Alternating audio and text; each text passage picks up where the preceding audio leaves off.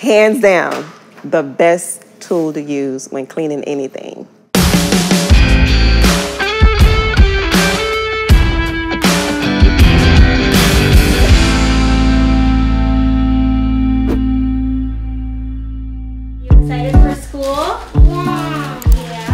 Something that's really important when you're first starting out is no matter how big you grow or how fast you grow, you're never going to know everything.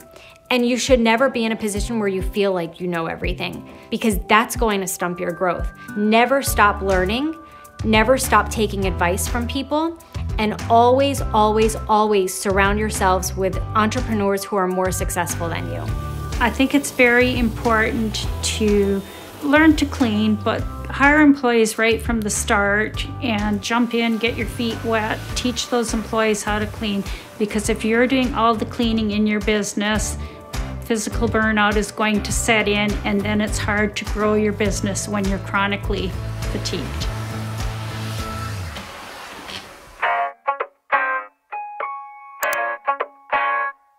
My long-term goal is that each worker that I bring in, they really branch off, create more Love Green Cleans in different cities, different states. I want them to feel like they have some kind of ownership. You don't want to hire back-end staff from the beginning. You don't want to hire a salesperson in the beginning. You don't want to hire an office admin. You really do have to force your way through and kind of wear several hats before you can hire those types of staff that aren't directly generating revenue. They're generating revenue from the back end, but first you have to focus on the front end.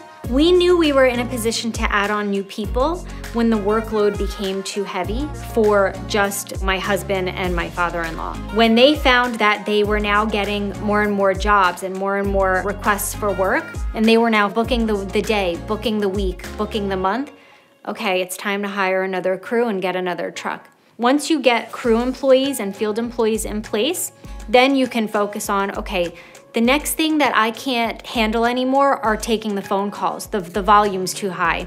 Well, now it's time for an admin. Okay, well now I have so many sales appointments. I can't get to everyone. My quotes aren't getting out for a week or two. Now you hire a salesperson.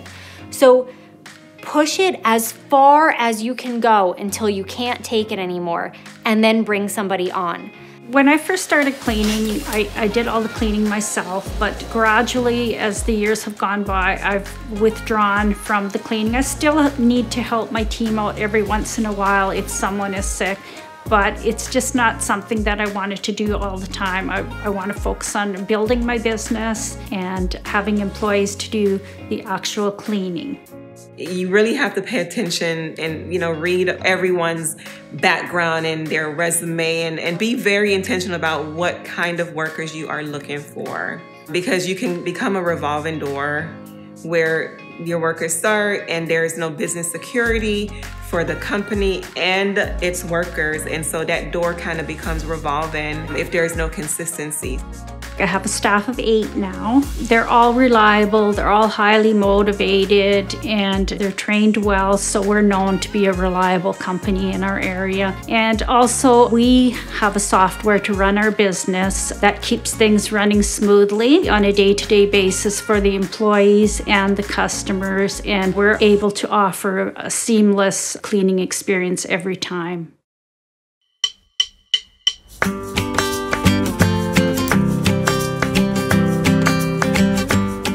To manage expansion, we found it absolutely necessary to stop using paper and move onto an online platform.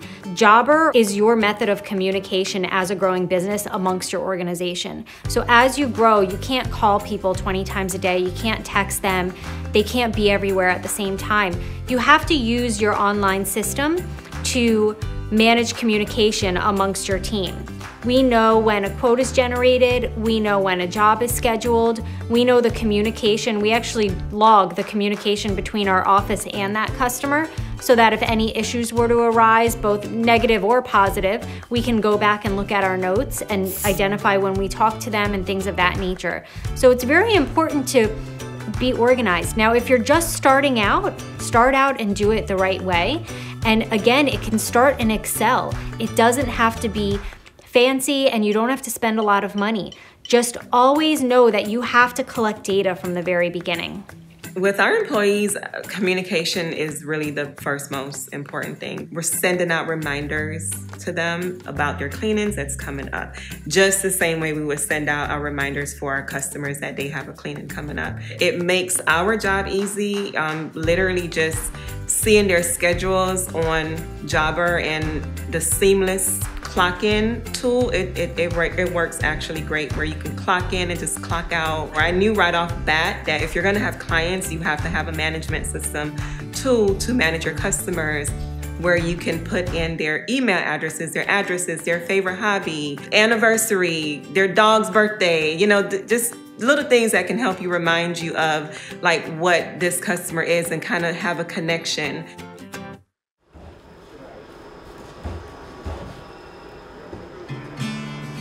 We are very on top of our numbers. We do use QuickBooks and the integration with Jobber. We go through certain expenses and see, is it necessary, is it not necessary? There are certain things when you start a company that you just don't need. And then as you grow, there are luxury things that you can bring in.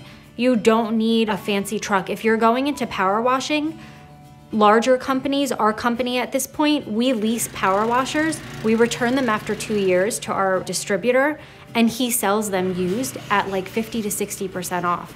Go to your local exterior cleaning distributor you can find on Google and ask to purchase used equipment and used supplies when you're first starting off. If you start out with just buying a few products, then you'll know which products you like the best. So don't start stockpiling, you know, like a whole storage room full of cleaning supplies until you know what supplies you like to use and what works best for your business. In the beginning, sometimes you can travel longer than expected to, but you know, keeping your jobs closer, like keeping a minimum of a certain range of miles also can help with your overhead, and just trying different resources one at a time versus like going into Google, Yelp, and doing everything at one time. So just try one thing at a time and see what works for you, and instead of having everything all in one and you're spending X amount of dollars and you find yourself just kind of going over your budget. As a business owner, you're going to start in the field. You're going to be the one power washing. You're going to be the one window washing, roof cleaning. But you want to make it a goal to be able to step out very soon after and be the person knowing your numbers, managing marketing, and working on the back end things. That's the skill of the entrepreneur, because again, pretty much anyone can actually do the cleaning.